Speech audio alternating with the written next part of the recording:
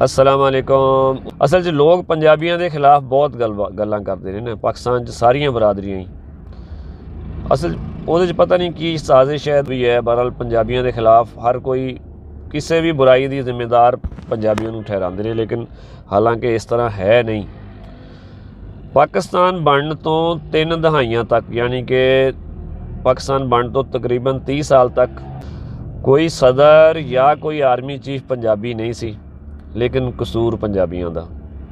Number 1, 1971 की जंग विच जो भी कुछ होया, वो सारे मामले डिकटेटर भी पंजाबी नहीं सी, आर्मी चीफ भी पंजाबी नहीं सी, ते बाकी जिहड़े मामला सी उतली सतह ते कोई भी पंजाबी नहीं सी, सारे पठान सन, लेकिन कसूर पंजाबियों का। बंगालियों के खिलाफ ऑपरेशन होया सर्च लाइट, वह हुक्म देने वाला कौन सी? याहिया खान, टिक्का खान, ते कसूर पंजाबियों का। 1971 की जंग इंडिया के अगे हथियार सुट्टण वाला जनरल नियाजी पठान, कसूर पंजाबियों का। और बंगालियों को गालां कढ़ण वाला, हम इधर तुम का नारा लाउण वाला जनाब शहीद जुल्फकार अली भुट्टो, ते बलोचिस्तान च सब तो पहला ऑपरेशन करने वाला नवाब मरी के खिलाफ जनाब जुल्फकार अली भुट्टो, ते कसूर पंजाबियों का।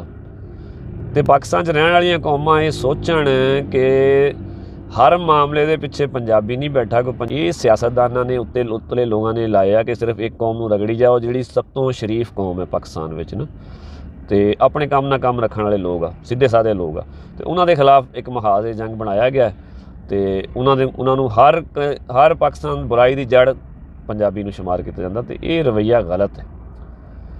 ये मैं थोड़ी मोटिया मोटिया गल्लां दसियां, अगर मजीद गहराई जाओगे तो ये भी थोनों इन्हों के लोग भी मतलब बस नज़र आएंगे। बलोचिस्तान की महरूमी का जिहड़े सब तो ज़्यादा महरूमी के जिम्मेदार है बलोचिस्तान के सरदार है। आप बलोच है, बलोचिस्तान के सरदार है।